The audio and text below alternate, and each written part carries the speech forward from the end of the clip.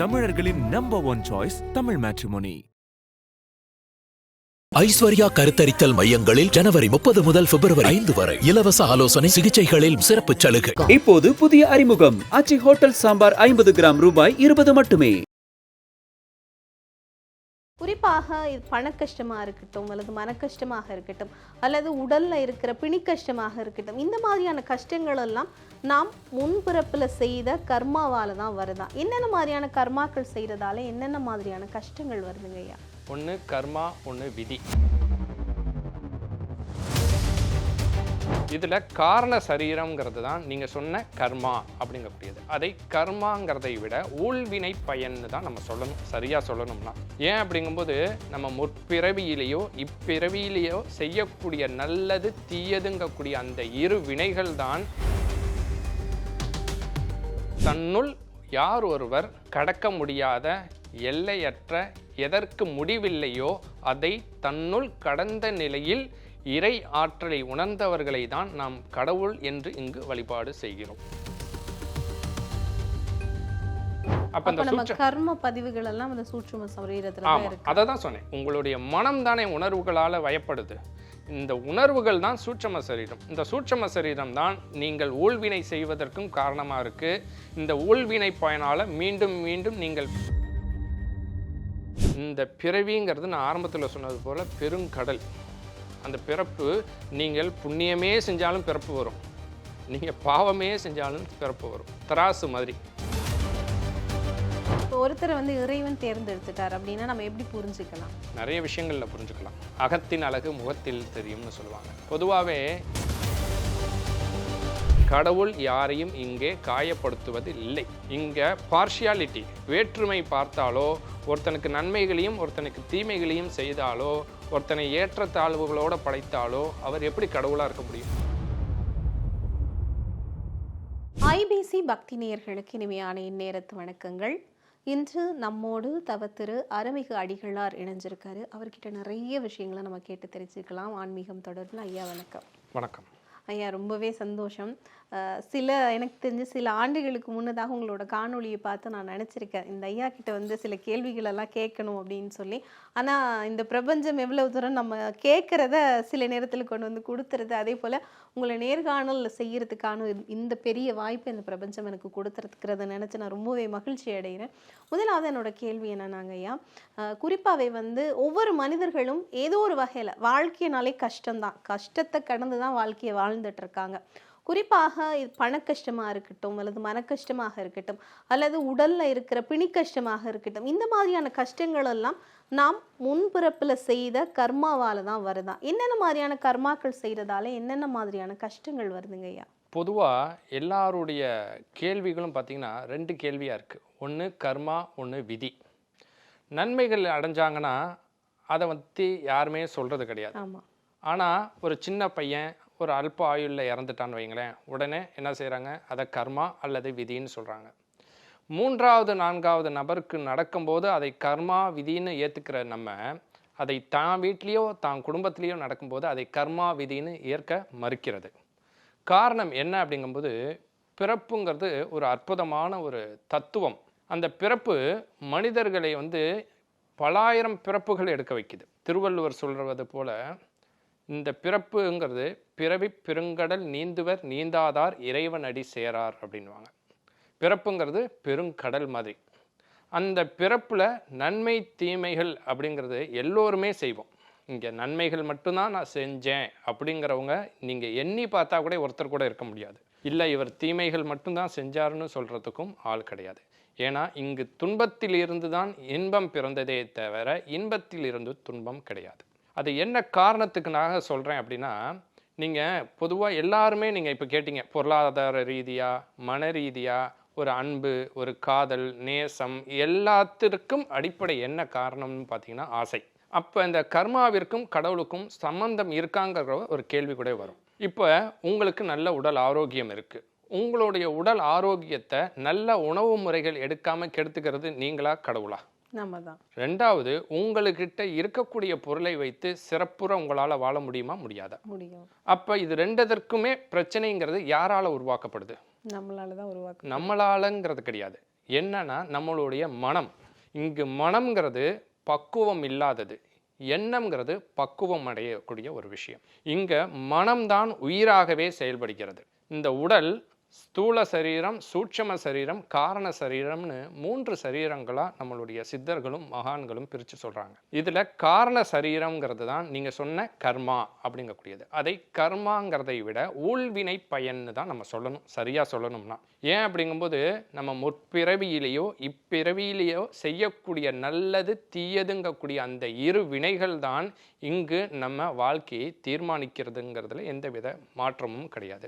இந்த நவ கிரகங்களாக இருக்கட்டும், பஞ்சபூதங்களாக இருக்கட்டும், அது தன்னுடைய நியதிகளை எங்கேயுமே மாற்றிக்கிறது கிடையாது. இந்த பஞ்சபூதங்களும் நவ கிரகங்களும் தான் நம்ம செய்த ஊழ்வினை பயனுக்கு ஏற்றாற் போல நன்மை தீமைகளை கொடுக்குறாங்க. அதற்காக தான் அன்னைக்கு இருந்தக்கூடிய மகான்களும் சித்தர்களும் என்ன சொன்னாங்க, மனதை கட்டுப்படுத்து, மனதை அமைதிப்படுத்து, நல்ல ஆலயங்களுக்கு போ, நல்ல வார்த்தைகளை கேளு, நல்ல வார்த்தைகளை பேசுன்னு சொன்னாங்க. ஏன்னா எண்ணும் எழுத்தும் கண்ணெனத்தகும்னு சொல்லுவாங்க. நம்ம பேசக்கூடிய ஒவ்வொரு வார்த்தைக்குமே நல்ல அதிர்வலைகளையும் தீய அதிர்வலைகளையும் உண்டாக்கக்கூடிய சக்தி இருக்குது. ஒரு உதாரணத்துக்கு நம்ம சொல்ல போனோம்னா, தியானத்துடைய அடிப்படை என்ன? மனதை கவனிக்கணும், இல்லாட்டி மூச்சை கவனிக்கணும். அப்போ சுவாசத்தை கவனிக்கும் போது உங்கள் மனம் என்ன செய்யும்? அலைப்பாயாமல் கொஞ்சம் கொஞ்சமாக தடுக்கும். அப்போ மனம் அடங்கும் போது, மனம் கடக்கும் போது என்னன்னா உங்களுடைய தேவைகள்ங்கிறது அங்கே குறைஞ்சி போயிடுது. அப்போ நம்ம எல்லாரும் என்ன செய்கிறோம்? ஏதோ ஒரு துன்பத்தை சதாகாலமும் நினச்சிக்கிட்டே இருக்கோம்.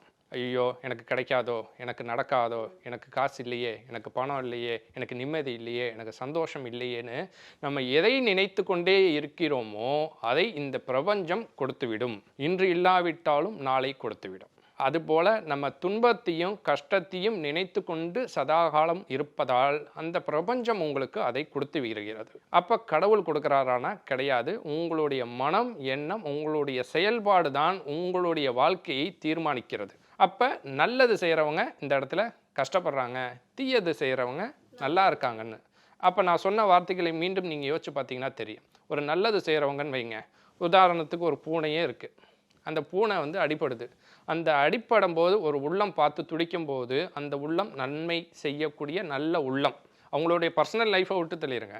ஆனால் அந்த பூனையை பார்த்தும் பார்க்காம போகிறாங்க இல்லையா, அது தீய உள்ளம். அந்த நல்ல உள்ளம் என்ன நினைக்கும்? ஐயோ அந்த பூனை இப்படி ஆயிடுச்சே, அந்த பூனை இப்படி ஆயிடுச்சேன்னு அதே திரும்ப திரும்ப திரும்ப நினைக்கும் போது ஏற்கனவே அந்த நல்லவர்களுடைய மனம் ஒரு மெல்லிய அந்த பஞ்சம் மாதிரி ரொம்ப மென்மையானது. அவர்களால் அந்த வலியை தாங்க முடியல. அந்த வலியை தாங்க முடியாதப்ப அவர்களுக்கு அது மிகப்பெரிய வலிகளாகவும் சுமைகளாகவும் மாறுது. ஆனால் தீயவர்கள் கடந்து போயிடுவாங்க. அது என்னடா 10/11 அப்படின்னு. அப்போ அவங்க அதை நினைக்கிறது இல்லை. அதனால் அந்த மனம் அந்த பாதிப்புகளை அவர்களுக்கு கொடுப்பதில்லை. அப்போ இதற்கு எல்லாவற்றிற்கும் அடிப்படை காரணம் என்னன்னா உங்களுடைய மனம்தான். மனம் அது செம்மையானால் மந்திரம் ஜபிக்க தேவையில்லைன்னு சொல்லுவாங்க. அது யாருக்குன்னா மனதை செம்மைப்படுத்தியவருக்கு தான் தேவையில்லையே தவிர, மனம் செம்மையாகாதவர் கூட என்ன சொல்கிறாங்க, எனக்கு மனசு செம்மையானால் மந்திரம் ஜபிக்க தேவையில்லைன்னு சித்தர்கள் சொல்லிட்டாங்க. நான் ஏன் கோயிலுக்கு போகணும், நான் ஏன் சாமி கூப்பிடணும்னு. இந்த உடல் பார்த்தீங்கன்னா அண்டத்தில் உள்ளது பிண்டத்தில்னு சொல்லுவாங்க. அது என்ன அண்டத்தில்னா, அண்டத்தில் இருக்கக்கூடிய அனைத்து கதிர்களும், அதில் எலக்ட்ரான், நியூட்ரான், புரோட்டான், அணுக்கள் எல்லாமே இந்த உடலுக்குள்ளேயும் இருக்குது. அப்போ இந்த உடலுக்குள்ளே இருக்குங்கிறத தான் அண்டத்தில் உள்ளதை பிண்டத்தில் இருக்குன்னு.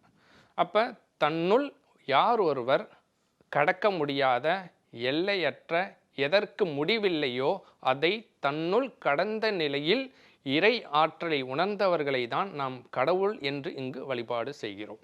அப்போ கடவுளுங்கிறது என்னன்னா ஒரு பேராற்றல், ஒரு அனாதி. அப்பேற்பட்ட பேராற்றலை தன்னுள் கடந்த நிலையை உணர்ந்தவர்களை தான் நம்ம சித்தர்களாகவும் மகான்களாகவும், ஏன் முருகப்பெருமானே ஒரு சித்தர் தான், சிவபெருமான் ஒரு சித்தர் தான். அப்போ அவர்களை கும்பிட்றோம். அப்போ இந்த ஆரம்பத்தில் சொன்ன மாதிரி காரண சரீரம் தான் ஊழ்வினை பயனால் இங்கே வருது.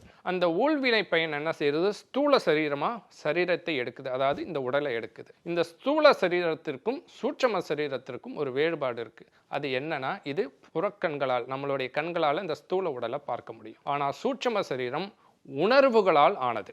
உணர்வுகள்னா நீங்கள் எதை பார்க்குறீங்களோ, எதையெல்லாம் ஆசைப்படுறீங்களோ, எதையெல்லாம் ருசிக்கணும்னு நினைக்கிறீங்களோ, எதெல்லாம் மனதால் செயல்பட்டு மாயையில் உங்களை சிக்க வைக்கிறதோ அது எல்லாமே சூட்சம சரீரத்தில் அதை பதிவாகிக்கிட்டே இருக்கும். அந்த சூட்சும சரீரம் என்ன செய்யும்னா இந்த உடலை விட்டதுக்கப்புறம் மீண்டும் நீங்கள் எதையெல்லாம் இந்த உடலை வைத்து அனுபவித்தீர்களோ அந்த தேவைகளுக்காக அலையும். அப்போ அலையும் போது என்ன ஆகும்?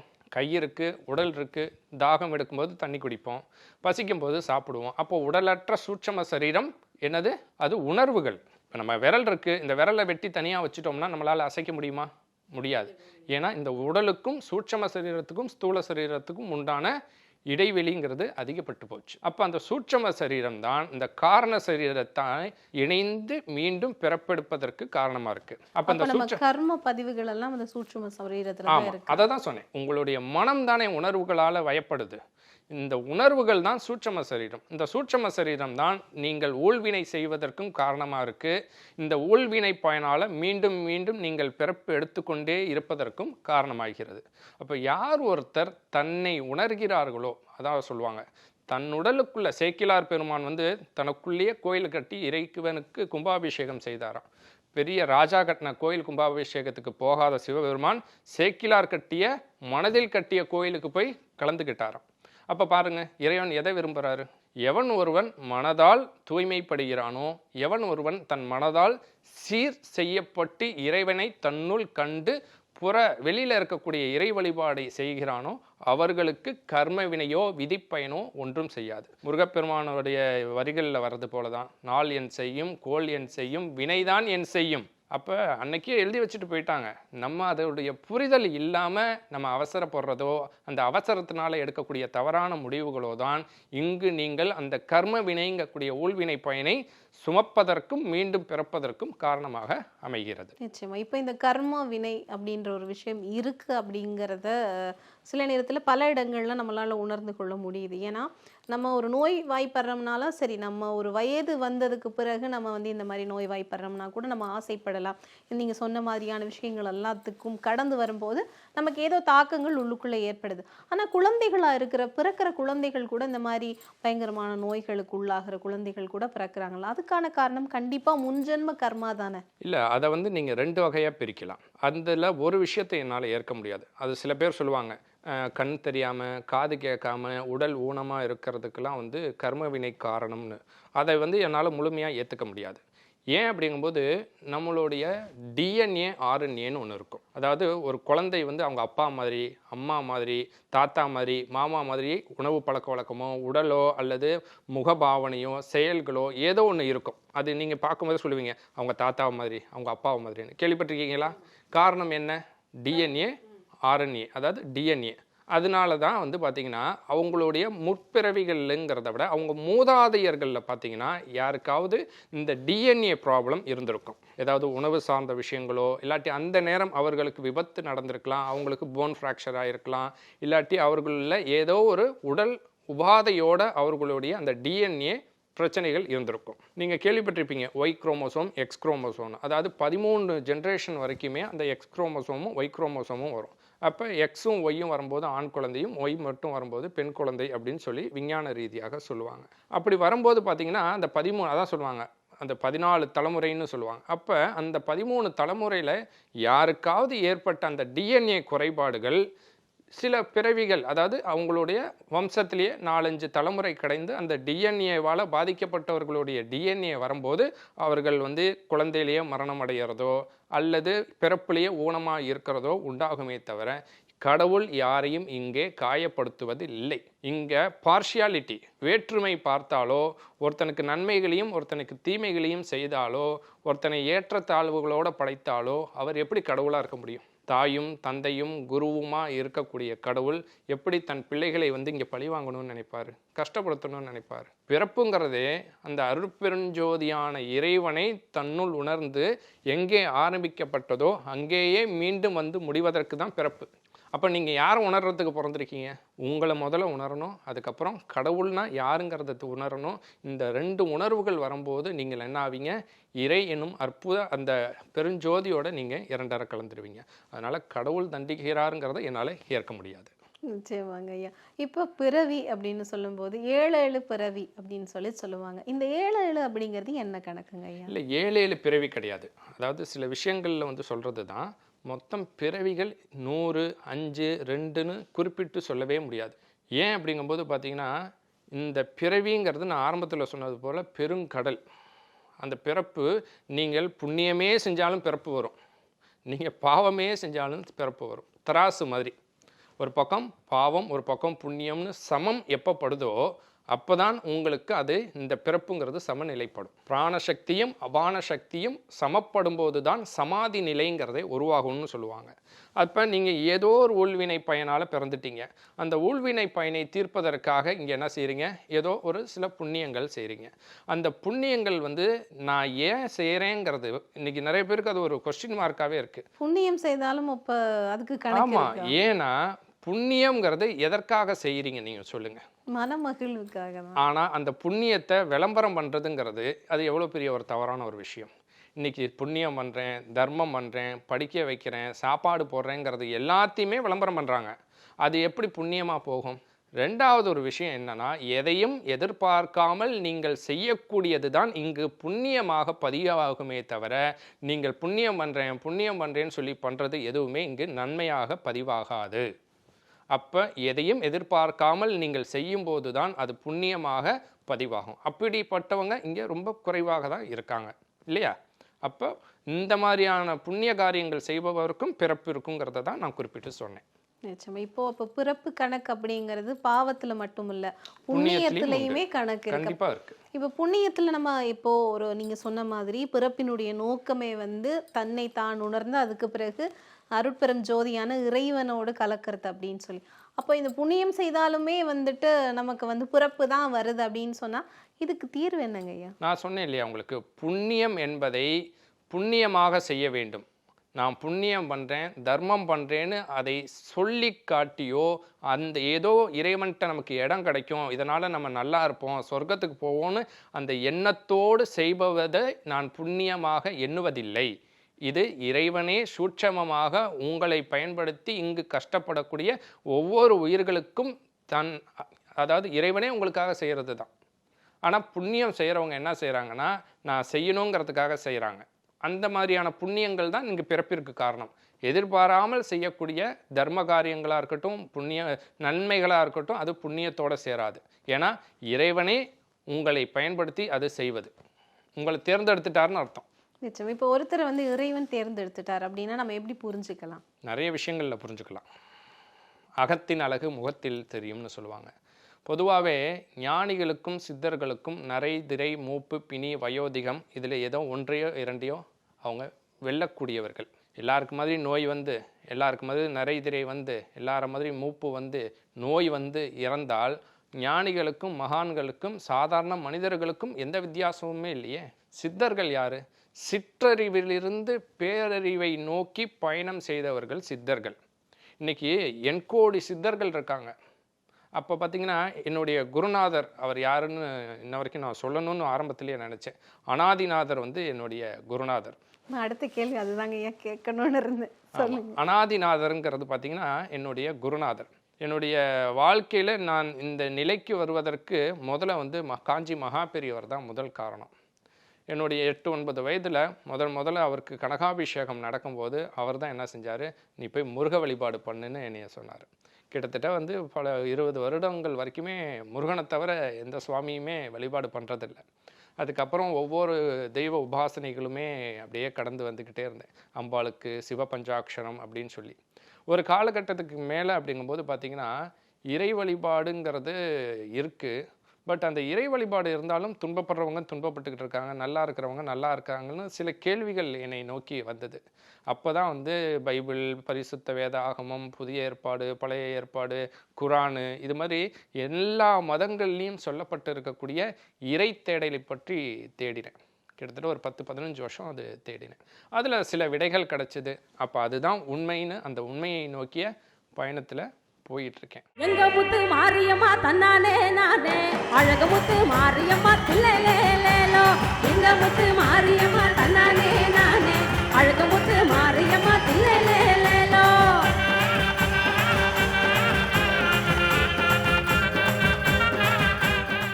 தமிழர்களின் number 1 choice Tamil Matrimony. Aishwarya கருத்தரித்தல் மையங்களில் ஜனவரி 30 முதல் பிப்ரவரி 5 வரை இலவச ஆலோசனை சிகிச்சைகளில் சிறப்பு சலுகை. இப்போது புதிய அறிமுகம் ஆச்சி ஹோட்டல் சாம்பார் 50 கிராம் ரூபாய் 20 மட்டுமே.